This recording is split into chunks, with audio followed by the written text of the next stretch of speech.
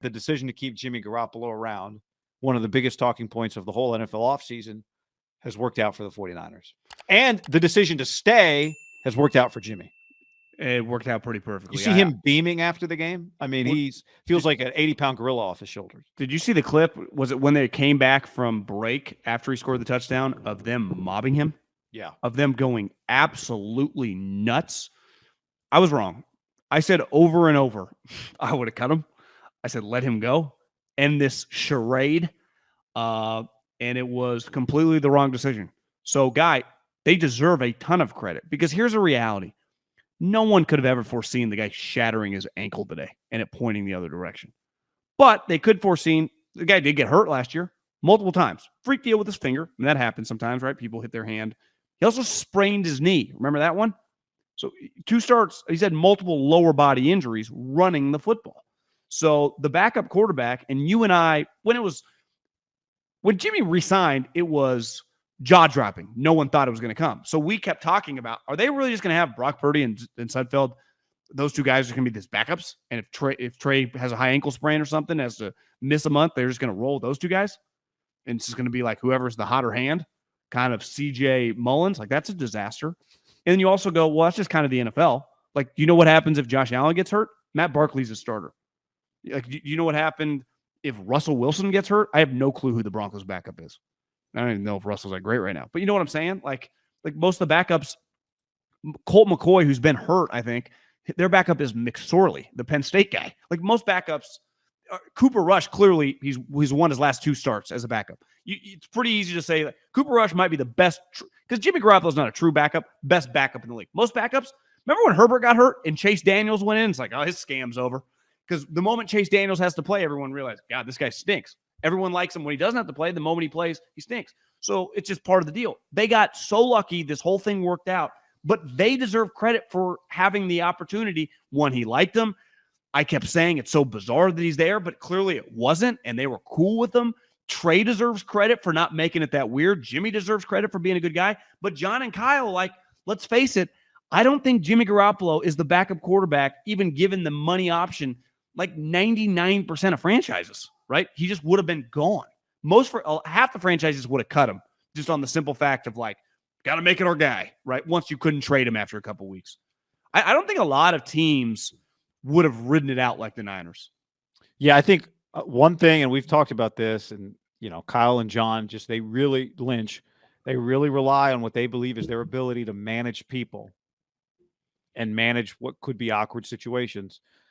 And part of that is, and Jed York takes a lot of flack, he does not hang over their shoulders at all, right? Like we laughed when Sean Payton said to Cowherd the other day, a tough situation because the big man writing the checks is looking over your shoulder. Well, not with the 49ers, he's not. And so they do have, for better or worse, the autonomy to do whatever they want as if the outside world does not exist. And I do always respect, you should not make decisions if you run a football team based on on the media pressure or the fan pressure. Just like if you're a coach, you shouldn't get David Carr warming up because the crowd's booing Alex Smith. It's just, you should not make decisions because of external pressures. And I think a lot of organizations, and I understand it, it's human, would go, why are we doing this? And some of them would make the argument. I kept saying that. I thought it was insane. Well, look, and part of your point, and this is not just about giving into external pressure, part of your point was this is bad for Trey. And we could debate whether it's good or bad for Trey. The Niners would argue, no, we are betting on ourselves. We can manage the situation. It won't be bad for Trey. But reasonable people could think that it would be bad for Trey's development, right? That you could make that case. And maybe in some places it would be. They thought it wouldn't be. That Trey'd be able to handle it, that Jimmy'd be able to handle it, that they'd be able to manage it. And so they took that chance, that it would not derail Trey's development because Jimmy's looking over his shoulder, whatever. And it paid off. It has paid off for them. Now, whatever. We'll see what comes next. But part of the reason they kept Jimmy around through the preseason was in case somebody's quarterback got hurt. And we kept talking about somebody else's quarterback. Well, it turned out it was their quarterback. Well, I think one element of this, we talked a little bit about it earlier. I was betting on Trey's development. Like he was going to be a lot better later in the season, in year 3 or 4. But as we just said, there's no guarantee in anything. Some guys don't get better. Some guys are overwhelmed. That was not a guaranteed fact. You're not guaranteed to just keep ascending. If pro sports work like that, every guy that got drafted would never be a quote unquote bust or get cut, right? You guarantee nothing in sports. I feel very confident saying, and you may disagree, I don't think you do, but people listening might, that today, and I would have said this last week, and most people, I think universally, probably around football would agree that Jimmy was the better player today. But the part of the reason Trey was playing was because it's his time. We just got to figure it out as we go. And that's kind of what they were doing. Now, figuring out to everyone's liking, not really. One thing with Jimmy is like he hadn't practiced. It's pretty remarkable, right? He hadn't been practicing. And then he comes in, and he's not like a random hired mercenary. The team, weird part of football, I know Jeff Schwartz always says, it's the most cutthroat business ever because a guy shatters his ankle at practice. They just say, move the drill. Move the drill. It's the number one thing. Dude gets hurt. His season is completely in tatters. It's over. His career now is just going to be questioned moving forward.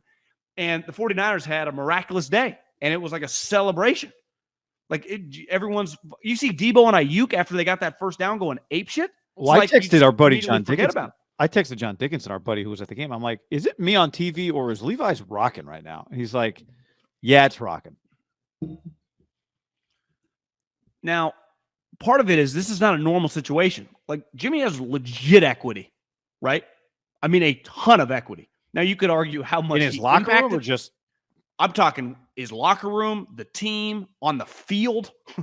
I mean, from a win-loss standpoint, when he has been playing, now we can argue the merits of the playoff victories, right? How much no one's comparing him to like Tom Brady or Mahomes in some of these games, but he has been the starting quarterback for playoff wins. Like there's a chance. Think about this. Like Derek Carr has a 15-year career, never starts a playoff victory, right? Is that be on the table, right? Shit, they're 0-2. I mean, it's going to be hard to make the playoffs at 0-2. But you know what I'm saying? I'm not trying to beat up Derek, but my point is how difficult it is just to get there. Now, part of that is how good your team is, your coach. But this situation, like he came in today for a guy, and it's just like, boom, they could just play. Most quarterbacks, when they randomly come in, right? If you're listening to this and you're over, 25 years old, you have seen in your life a ton of games on Sundays. Sunday's a lot different than Saturdays because sometimes the backup comes in, he's just better, just seniority or whatever. But in the pros, when a guy goes down in a game, the drop-off tends to be insane, right? Well, they don't start throwing the ball more. No. They try to and when you say if they're up, they just try to hold on for dear life. It's a run-first team with the lead in the rain against the Seattle team that couldn't move the ball. And they were like, all right, open it up. Let it rip. How about the fourth down play where he threw a bomb to Danny Gray? John, I looked up. He's never averaged more than 10 yards per attempt. And after he made that throw, he was over 11 yards per attempt. It was almost like Kyle. Now, is it always going to look like that? Or is Kyle going to be like, I was just trying to get him. He just hadn't played. Let's cut him loose and see what happens. But all of a sudden, he's like completing balls outside the numbers to the sticks. I'm like, what? Did Kyle just kind of get in his mind, we're going to throw the ball around more, and then he just still wants to do that stuff with Jimmy? Maybe his arm is stronger. Someone said in the chat that Kyle said that was just the script. That was the reason. Like, that was the game plan going in. The game plan was to run 12 out of 15 plays and then throw 3 straight balls like 20 yards down the field. Okay. It wouldn't be crazy because it's like bam, bam, bam. All right, now we're going to open it up. And it was Trey that was supposed to look that Take good. kidney shots and then go for the haymaker. I mean, maybe it's true. Like that would be a Kyle game plan. And I think Kyle wants Trey to succeed. What played out would have been a way to help Trey succeed if he could have made it to that part of the script, right? Yeah. Do you believe today? We didn't know what the next 2 months were going to be. I assumed Trey was going to keep getting better. That was my positivity, my optimistic outlook on the young player. But as of today, Jimmy Garoppolo was the better player. You just factor in experience. He just knows what to do. Like you feel like Trey doesn't even know what to do. Well, yeah, it'd be like if you said, all right, one game to make the playoffs, Niners at Rams. Who are you going to start? You start Jimmy. But it doesn't mean that Jimmy should play over Trey in the grand scheme of things. But yes, I agree with that. But just the way, let's say today his ankle hadn't been pointing the other way and it was just I was texting, God, it sucks. Hainer, the high ankle sprain. I mean, high ankle sprains are bad. Some doctors think they're sometimes a pure I don't know break if can that's be been better. reported yet. Internal. Oh, MRI, yeah. Sources. He's battling some lower. That's what I've heard. That's what I heard. 2 a.m. I was texting around at 2 a.m. That's what I heard. That's what Jake told me. Oh, you talked to Jake. Okay, I talked to him. Yeah, because I Instagrammed something. He's like, sorry to let everyone down. Like, bro, you did not, like, no one. You battled your ass off. But let's just say he had an injury. Like, that's a big ankle sprain can be, right, 8 weeks, can be a long time. But it had been a 3 or 4 week injury. So he was going to miss the next several games. And Jimmy just kept playing like that. You and I talked about this a little bit before we hopped on. Is Trey a lock to get his job back? I would say no. Given the evidence that we had before, if he had gone down, carted off, actually he's okay, bad ankle sprain, we think in a month he'll be good to go. Let's just say that had been the case. And Jimmy just kept playing like that. They had won some games. Is Jimmy just going back to the bench? Because I would say not if they kept winning, and not if he looked like he did today. And I'm not saying today, like, he looked just like Jimmy Garoppolo. But Jimmy Garoppolo, this version is better than this current version of Trey Lance. Yeah, I mean, yes, you are back in last year's situation if Trey wasn't having season-ending injury surgery, which is Jimmy has to then lose the job. And, they had committed to development, so they were going to develop. But what we'll never get to find out now is how committed to development they were. And maybe we wouldn't have found it out anyway. Maybe Trey would have played well enough.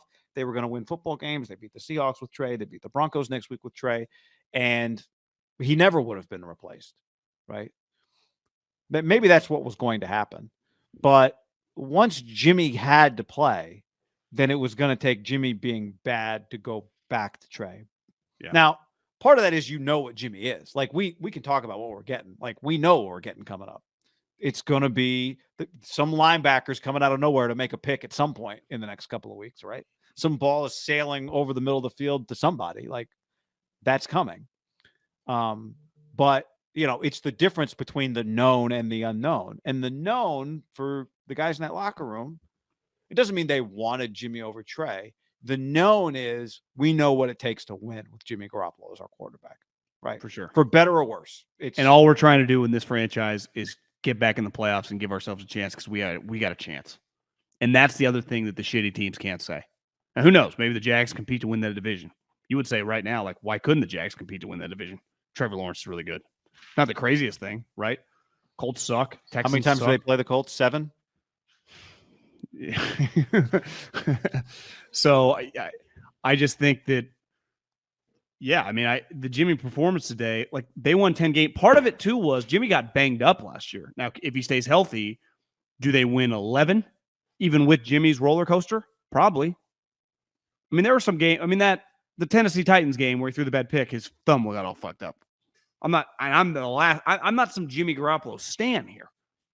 Well, it's like somebody, I can't find it here, but Tavares in the chat said the media is getting what they wanted. They now finally that Jimmy's playing. It's like everyone's banging the drum for Trey to play last year. I don't think anyone's forgotten that Jimmy has a ceiling and he can cost you, right? I mean, that much is very clear. We know this.